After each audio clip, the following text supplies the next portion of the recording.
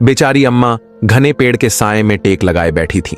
आंसू थमने का नाम नहीं ले रहे थे और सीना हिचकियों से हिल रहा था। जख्मी हाथ पर पट्टी बंधी थी जहां हड्डी टूट गई थी और दिल अपनी ही औलाद के जख्मों से चूर थी।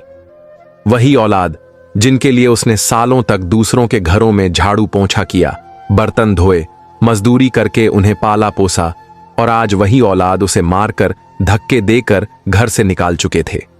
जुल्म इतना कि उनके हाथ की हड्डी तक तोड़ डाली। अम्मा दर्द से कराहती, अकेली और बेबस उस पेड़ के नीचे बैठी थीं कि तभी अचानक झाड़ियों के पीछे से किसी जानवर की कराह सुनाई दी। अम्मा चौकन्नी हो गईं। उसने कांपते हाथों से लाठी उठाई और सहमते कदमों से आगे बढ़ी। देखा तो एक शेरनी जख्मी हालत में पड़ी थी, जिस्म पर ताजा घाव और आंखों में बेबसी।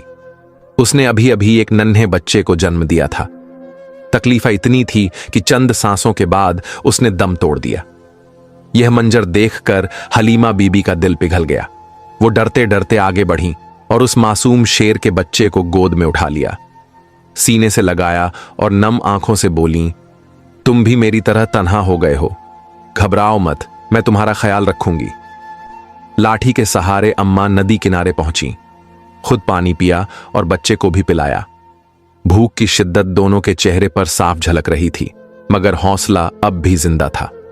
चलते चलते वह जंगल की गहराई में पहुंची तो कुछ देर बाद एक छोटी साधारण सी झोपड़ी नजर आई। जंगल के बीच यह झोपड़ी देखकर वह चौंक गई। धीरे से दरवाजे पर दस्तक दी। चंद लम्हों बाद एक अल्लाह वाले बुजुर्ग बाहर आए। उनके चेहरे पर इबादत का नूर छलक रहा था। उन्होंने नरमी से पूछा, कौन हो बीबी, क्या मदद चाहिए तुम्हें? हलीमा बीबी ने थकी हुई आवाज में कहा, मैं तन्हा हूं, मेरा कोई नहीं रहा, ये शेर का बच्चा भी अकेला है, हमें पनाह चाहिए। बुजुर्ग ने मुस्कुराकर कहा, अल्लाह के घर में कोई तन्हा नहीं होता, अंदर आ जाओ। झोपड़ी में दाखिल होकर अम्मा बैठ गई। कुछ देर बाद बुजुर्ग एक प्याला दूध लाए। हलीमा बीबी ने आधा दूध खुद पिया, आधा बच्चे को पिला दिया और आंखें बंद करके दिल से शुक्र अदा किया। बुजुर्ग पास बैठे और हमदर्दी से पूछने लगे, बीबी यह हाथ कैसे टूटा? तुम यहां जंगल में क्यों भटक रही हो? इतना सुनते ही हलीमा बीबी की आंखों से आंसू बह निकले। वो बोली, मेरे साथ जुल्म हुआ है और यह जुल्म किसी अजनबी ने नहीं, मेरी अपनी औलाद ने किया है। बुजुर्ग का चेहरा सहानुभूति से भर गया। बताओ बीबी, तुम्हारी कहानी क्या है? उसने कहना शुरू किया, मेरा नाम हलीमा है, शादी को 15 बरस हुए थे, मगर मेरी गोद खाली रही। मेरा शौहर मुझे बेहद चाहता था। हम दोनों की जिंदगी खुशहाल थी, मगर औलाद की कमी हमें हर पल चुभती रही। औलाद की तलाश में हमने हकीमों दवाइयों से लेकर दुआओं तक सब कुछ आजमा लिया, लेकिन किस्मत खामोश रही। फिर एक दिन अचानक उसे दिल का दौरा पड़ा और वह मुझे अकेला छोड़कर चला गया। मेरी जिंदगी जैसे बिखर गई।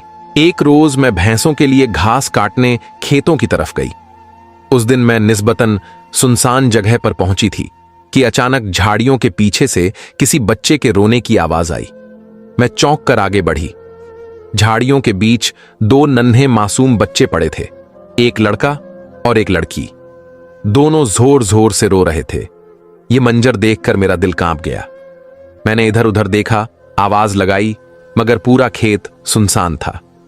कोई इंसान वहां नजर नहीं आया। मैंने दोनों बच्चों को गोद में उठा लिया। मेरे दिल में ममता की लहर दौड़ गई। घर लौटकर मैंने भैंसों का दूध निकाला और दोनों को पिलाया। वह भूखे थे, दूध पीते ही चैन से खामोश हो गए और मेरी गोद में सो गए। मेरी आंखों से आंसू बह निकले। लगा जैसे अल्लाह ने मुझे एक नई उम्मीद बख्श दी हो। मैंने दोनों बच्चों को अपनी औलाद की तरह पालना शुरू किया। गांव वाले तरह तरह के ताने कसते, कहते, किसके बच्चे उठा लाई हो? लेकिन मैंने सबको साफ कह दिया, ये मेरे ही बच्चे हैं। कोई यह ना कहे कि ये मुझे मिले थे। मैंने उनकी परवरिश में कभी कमी नहीं आने दी। एक दिन मेरा बेटा, जो 5 साल का था, शदीद बीमार पड़ गया। मैंने हर मुमकिन इलाज कराया, मगर वह ठीक ना हुआ। किसी ने मशवरा दिया कि शहर के बड़े हकीम के पास ले जाओ, लेकिन उसका इलाज बहुत महंगा था। बेटे की जान बचाने के लिए मैंने अपनी भैंसें और आधी जमीन बेच दी। मैंने अपनी हर चीज दांव पर लगा दी। इलाज के बाद मैंने दोनों बच्चों का स्कूल में दाखिला कराया। वह पढ़ने जाते और मैं दिन रात उनकी तरक्की की दुआएं करती। मैंने उनके लिए अपनी हर खुशी कुर्बान कर दी।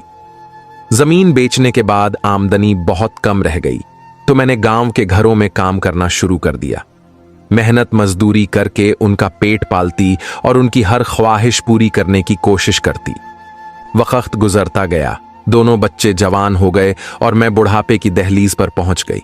मेरा बेटा डिग्री लेकर शहर में अच्छी नौकरी पा चुका था। जब वह छुट्टियों पर गांव आया तो मेरा दिल खुशी से भर गया। मेरी बेटी भी शहर के कॉलेज से पढ़कर लौटी। दोनों को अपने सामने देखकर लगा जैसे मेरी सारी कुर्बानियां रंग ले आईं। लेकिन धीरे धीरे मैंने महसूस किया कि उनका रवैया बदल रहा है। दोनों ज्यादा वक्त मोबाइल फोन में गुजारते, मुझसे बातें भी कम करने लगे।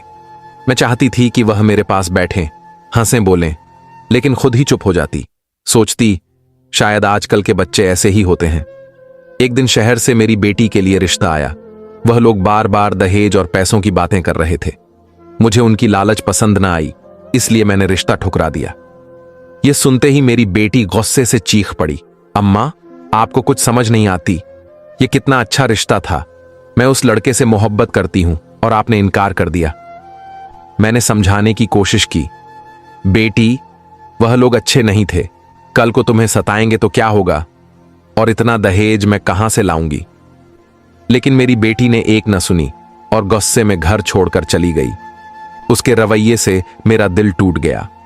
कुछ दिन बाद मेरा बेटा हिचकिचाते हुए बोला, अम्मा, ऑफिस में एक लड़की आती है। मैं उससे मोहब्बत करता हूं और शादी करना चाहता हूं, मगर उनकी शर्त है कि मैं उनके घर ही रहूं। शायद मैं गांव वापस ना आ सकूं। मैंने नम आंखों से बेटे की तरफ देखा और कहा, बेटा, ऐसा मत करो, मुझे छोड़कर मत जाओ। मैं यहां अकेली कैसे रहूंगी? उसने नजरें झुका लीं और धीरे से बोला, अम्मा, आपके पास निम्रा तो है ना? मैंने थकी हुई आवाज में कहा, निम्रा और मैं दोनों अकेली औरतें हैं।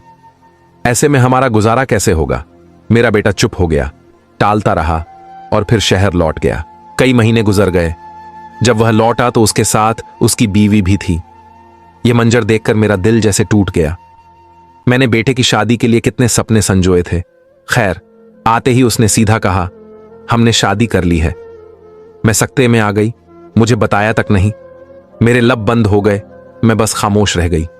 उसके बाद निम्रा का रवैया भी बदल गया। उस रिश्ते के इनकार के बाद वह मुझसे बेरुखी से पेश आने लगी और रही सही कसर मेरी बहू ने पूरी कर दी। वह अमीर घराने से आई थी और मेरे वजूद को बोझ समझती थी। एक दिन मैं सिलाई के काम में मशगूल थी, तभी बहू मेरे पास आकर बैठ गई। बातचीत के दौरान मेरे मुंह से निकल गया कि निम्रा और शकील मेरी सगी औलाद नहीं है। मैंने सादा दिल से बताया कि किस तरह मैंने उन्हें पाया और पाला। बहू ने मुस्कुराते हुए मेरी बातें सुनी, लेकिन मुझे अंदाजा नहीं था कि उसके दिल में क्या ख्याल पनप रहा है। अगली सुबह जब मेरी आंख खुली तो दोनों बच्चे मेरे सामने खड़े थे। उनकी आंखों में नफरत की आग जल रही थी। शकील गुस्से से चीखा, तुम धोखेबाज औरत हो, ऐसी मां हमने कभी नहीं देखी। निम्रा ने तल्खी से कहा, अच्छा, इसीलिए तुमने मेरा रिश्ता ठुकरा दिया था, क्योंकि हम तुम्हारी सगी औलाद नहीं हैं। मैं पत्थर सी जड़ होकर रह गई।